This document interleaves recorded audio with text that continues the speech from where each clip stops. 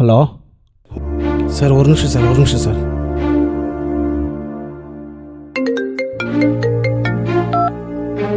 Hello hello, சத்யமூர்த்தியாப்பா? Hello, கேக்குதாப்பா? Hello sir, sir police எங்கள் வீட்டுக்கே வந்துட்டாங்க சார். வாட்ச்மேன் கிட்ட விசாரிச்சுக்கிட்டு இருக்காங்க சார். சத்யா, ஒரு நிமிஷம் பதட்டப்படாதீங்க. என்ன நடந்துரும் பார்த்துக்கலாம். பார்க்கவே டென்ஷனாக இருக்குது சார். இப்போ என்ன சார் பண்ணுறது? நீங்கள் ஒன்றும் கவலைப்படாதீங்க, அவங்க வரட்டும், அவங்க என்ன சொல்கிறாங்கன்னு பார்ப்போம். சார் நீங்கள் அப்படியே லைன்லேயே இருக்கீங்களா சார்? ப்ளீஸ். சரி சத்யா.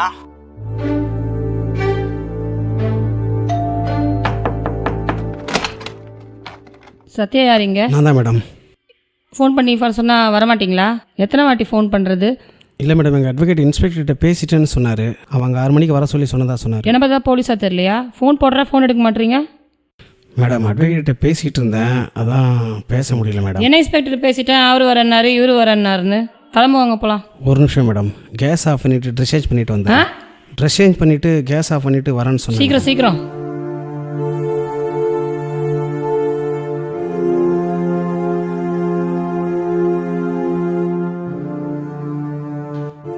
சார், பதட்டத்தில் கட்டாயிருச்சு சார். என்ன பேசுகிறாங்கன்னு கேட்டிங்களா சார்? நீங்கள் அவங்ககிட்ட ஃபோனை கொடுங்க.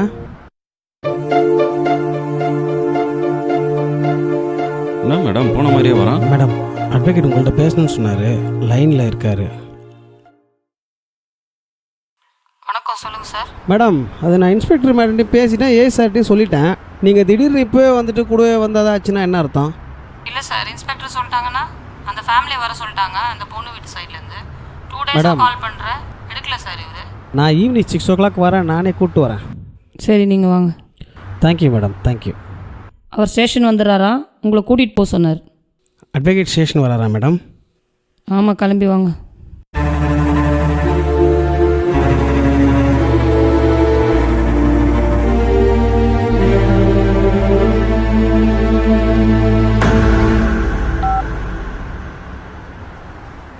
The subscriber is currently switched off. Please try after some time.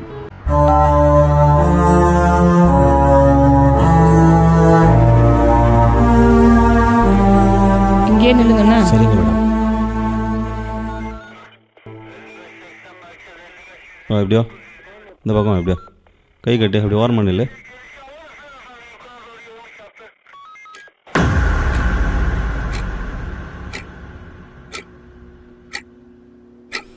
என்ன என்கொயரிக்கு வர சொன்னாங்க மேடம். யார்? இன்ஸ்பெக்டர் மேடம் தான் வர சொன்னாங்க. பேர்? சத்யமூர்த்தி மேடம். கம்ப்ளைண்ட் கொடுத்தவங்க? கவிதா மேடம். ஓ, கவிதா புருஷனா?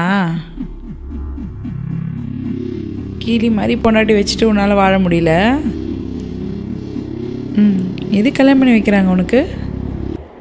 நைட்டில் வந்து குடிச்சிட்டு அடிக்கிறதுக்கு, சந்தேகப்படுறதுக்கு இதுக்காக கல்யாணம் பண்ணி வைக்கிறாங்க? கம்ப்ளைண்ட்டு யார் கொடுத்தாலும் நம்பிடுவீங்களா மேடம்? முழுக்க ஃபால்ஸ் கம்ப்ளைண்ட்டு. உண்மையாக போய் எல்லாம் விசாரிக்க மாட்டீங்களா? எல்லாம் உன்னை பற்றி எல்லாம் விசாரிச்சுட்டு தான் கூப்பிட்ருக்கோம், சரியா? இந்த மாதிரி டீசெண்டாக ட்ரெஸ் பண்ணிட்டு வந்து அப்பாவி மாதிரி மூஞ்சி வச்சுட்டு இருந்தா நம்பிடுவோமா? யார் கம்ப்ளைண்ட் கொடுத்தாலும் இப்படி தான் கூப்பிட்டு விசாரிப்பீங்களா மேடம்? ஃபுல்லாக ஃபால்ஸ் கம்ப்ளைண்ட் மேடம். எல்லாம் விசாரிச்சுட்டு தான் கூப்பிட்ருக்காங்க. எங்கே வேலை செய்கிற? ஐடி கம்பெனியில் ஒர்க் பண்ணுறேன் மேடம். நல்ல வேலை செய்வியா?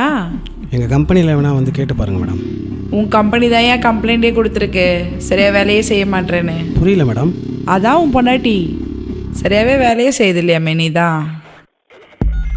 மரியா என்ன சொல்கிறார் சார்? நல்லா வேலை செய்வாரா? கம்பெனியில் வந்து விசாரிக்க சொல்கிறாரு. ஓ, அந்த மாதிரி ஆளா? நிறைய கம்பெனி இருக்கும் போல். அட்வொகேட்டை லைனில் வச்சுக்கிட்டு என்கிட்ட பேசுகிற ரொம்ப விவரமான ஆளு தான். அப்புறம் நீனும் கிளம்பல? இல்லைப்பா, ஏசி சார் கால் பண்ணியிருக்கிறாரு. அந்த பொண்ணு வேறு அவரோட ரிலேஷனா, பையன் வேறு எவிடன்ஸ்லாம் கலெக்ட் பண்ணி வச்சுருக்கான் போல். தம்பி, இன்ஸ்பெக்டர் வர நேரம் ஆயிடுச்சு, எங்கேயும் போயிடாத, கூப்பிட்டா வரணும், சரியா? சரிங்க மேடம்.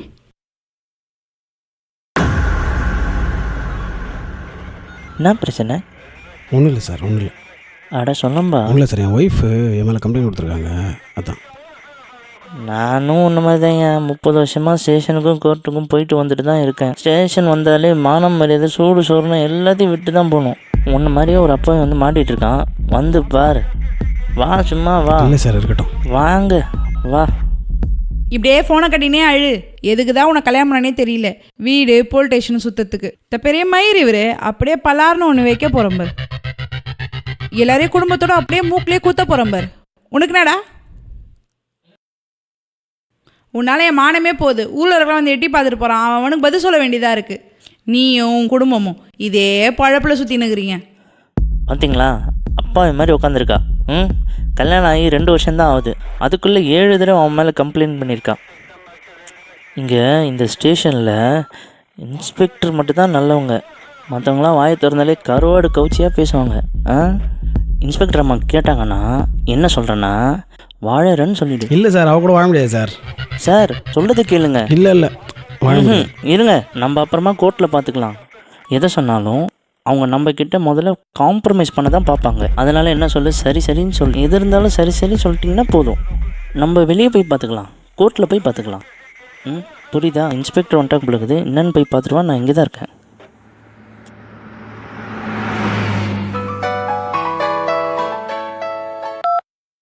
சொல்லுங்கள் கணேசன். அப்படியா? சரி, அப்போது வெற்றிவேலை கூப்பிட்டு போயிட்டு என்னன்னு பாருங்கள். அதை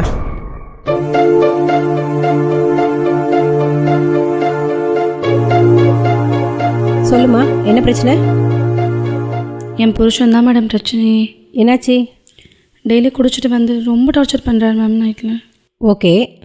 அவர் மட்டும் குடிக்கிறது இல்லாமல் அவர் ஃப்ரெண்ட்ஸை வேறு வீட்டுக்கு கூட்டிகிட்டு வந்து அவங்க எல்லாருமே குடிச்சிட்டு சாப்பாடு செஞ்சு போடு அப்படின்ட்டு நைட்டெலாம் ரொம்ப டார்ச்சர் பண்ணுறாரு. சாப்பாடு போட சொல்கிறாரா இல்லை சைடிஷ் அவங்க சாப்பிட்றதுக்கு ஏதாவது செஞ்சு தர சொல்கிறாரா? சாப்பாடே போட சொல்கிறாரு. இப்போல்லாம் எதுக்கு எடுத்தாலும் ரொம்ப பிரச்சனை பண்ணுறாரு. பயங்கரமாக சந்தேகப்படுறாரு. ஃபோன் அப்படி எடுத்தாலே சந்தேகப்படுறாரு. இங்கே வெளியே போயிட்டு வந்தால் யார் கூட போனேன், எங்கே போனேன், எப்போ வருவேன்னு ரொம்ப வல்கர் வேர்ட்ஸ் யூஸ் பண்ணுறாரு. அதில் அவங்க அப்பா வேறு காலையில் 5 மணிக்கெலாம் வந்து எழுப்பி போய் வாசல் தெளித்து கோலம் போடணும். அவங்க அப்பா வந்து உங்கள் ரூம்குள்ளே வந்து எழுப்புறாரா? ஆமாம் மேடம். அவங்க அம்மா திருப்பதியில் வேண்டிக்கிட்டு என்னை வந்து மொட்டடிக்க சொன்னால் எந்த விதத்தில் நியாயம் இது? மேடம், நான் வெற்றிவேலன் அட்வொகேட்டு. சொல்லுங்கள் சார். சத்தியமூர்த்தி சொல்லிட்டு கிளைண்ட் என்கொயரிக்காக கூப்பிட்டு வந்தீங்களா? அப்படி யாரையும் கூப்பிட்டு வரல சார். இல்லை, இங்கே தான் கூட்டிகிட்டு வந்தா சொல்கிறாங்களா? அப்படி யாரும் வரல. இங்கே ஏசி இன்ஸ்பெக்ஷன் இருக்குது. அதனால் ஒரு 1 hour பொறுத்து கால் பண்ணிவிட்டு வாங்க. சரிங்க மேடம். ஓகே மேடம், சத்தியமூர்த்தி தேடிட்டு அட்வொகேட் வந்துட்டு போகிறாங்க மேடம். என்ன பண்ணலாம்? செட் ஆகுமாம்மா? சரி, கூப்பிடாந்தால அந்த பையன்கிட்டயே ஒரு வார்த்தை ஃபைனலாக பேசிடுங்க மேடம். வர சொல்லு அவனை. சத்தியமூர்த்தி, இங்கே வாங்க. ஏன்பா, சொல்கிறத கேளு. ஒரு பொம்பளைக்கு அகைன்ஸ்டா கோர்ட்டில் எந்த ஒரு ஜஸ்டிஸும் கிடைக்காது. ஓகேவா? ஏதோ தப்பு பண்ணிட்டா, மன்னிச்சு விட்டுறேன். இது போல் எங்கேயாவது 1-2 தப்பு பண்ணுறது சகஜமாயிடுச்சு. என்ன சொல்கிற இப்போ நீ? பரவாயில்ல மேடம், அதை நான் சட்டப்படி பார்த்துக்கிறேன் மேடம். என்ன பரவாயில்ல? என்ன சட்டப்படி பார்த்துப்ப? நான் லீகலாக பார்த்துக்கிறேன் மேடம். நான் என்ன சொல்ல பேசிட்டே இருப்பியா? இல்லை, எனக்கு வேணாம் மேடம். என்னது வேணாம்? என்னாலாம் அவ கூட சேர்ந்து வாழ முடியாது. ஏய் வாய முடுறா. பேசிட்டு இருக்க, திரும்ப பேசிட்டு இருக்க. எழுந்து போய் வேலையில.